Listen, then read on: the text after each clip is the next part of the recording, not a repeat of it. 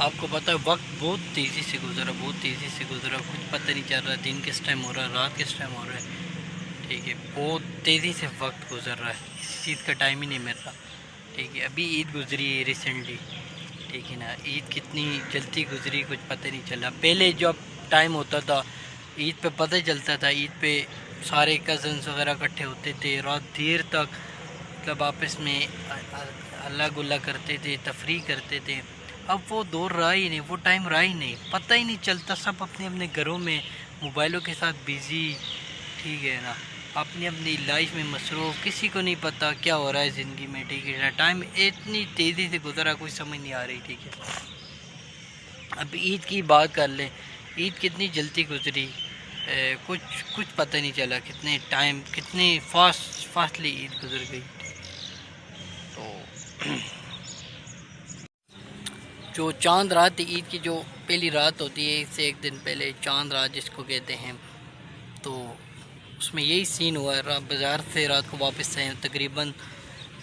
12 ساڑھے 12 کا ٹائم تھا، میں بازار سے واپس آیا ہوں، تو گھر ابھی آئے، میں نے ابھی تک کپڑے بھی پریس نہیں کیے ہوئے تھے اپنے، ٹھیک ہے۔ تو ابھی کپڑے پریس کرنے ہی لگا تھا، اتنی دیر میں تیز بارش شروع ہو گئی، ٹھیک ہے، تو سر میں بھی درد میرے ہو رہا تھا، میں نے کہا پہلے چائے پی لیتا ہوں، پھر اس کے بعد کپڑے پریس کر لوں گا ایزیلی، ٹھیک ہے۔ اس کے بعد چائے بنائی میں نے، ٹھیک ہے، ساتھ بارش بھی ہو رہی تھی، میں سین میں بیٹھ گیا ہوں، تو ساتھ بارش کے نظارہ جو تھا نا اس کو انجوائے کر رہا تھا، اور ساتھ چائے بھی پی رہا تھا، ٹھیک ہے۔ تقریباً اس اثناء میں نہیں پتہ چلا ٹائم کا، باتوں باتوں میں ٹائم کا پتہ نہیں چلا، 2 ہو گئے تھے، تقریباً 2 ہو گئے تھے، ٹھیک ہے، ٹائم کا پتہ بھی نہیں چلا، ایسے چائے۔ پھر 2 بجے میں نے کپڑے استری وغیرہ کیے، جو بھی کرنے تھے اپنے والد صاحب کے کرنے تھے وہ کیے، اس کے بعد میں نے کہا چلو ابھی سوتا ہوں کیونکہ فجر کے لیے اٹھنا ہے، تو مجھے نہیں پتہ چلا موبائل کے ساتھ تھوڑا سا، میں نے کہا موبائل تھوڑا سا یوز کر کے پھر سو جائے، تو پتہ ہی نہیں چلا 3:30 ہو گئے، 3:30، تو 3:30 بجے میری آنکھ لگ گئی، ٹھیک ہے، میں سو گیا ہوں، اور میں نے 4:15 کا الارم لگایا ہوا تھا، تو پھر 4:15 بجے میری آنکھ کھل گئی، مطلب آدھا پونا گھنٹہ میں سویا ہوں، تقریباً آدھا سے پونا گھنٹہ میں سویا ہوں میکسیمم، ٹھیک ہے۔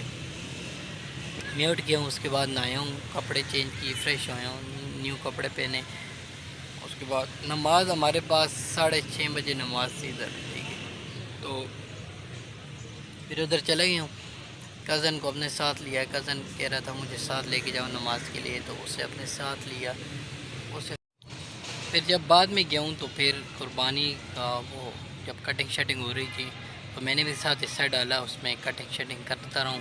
گوشت وغیرہ کٹنگ کرنی تھی، وہ سارا گوشت علیحدہ ہڈیاں علیحدہ کرنی تھی، وہ سارا میں اس پروسیس میں ساتھ تھا ان کے، ٹھیک ہے۔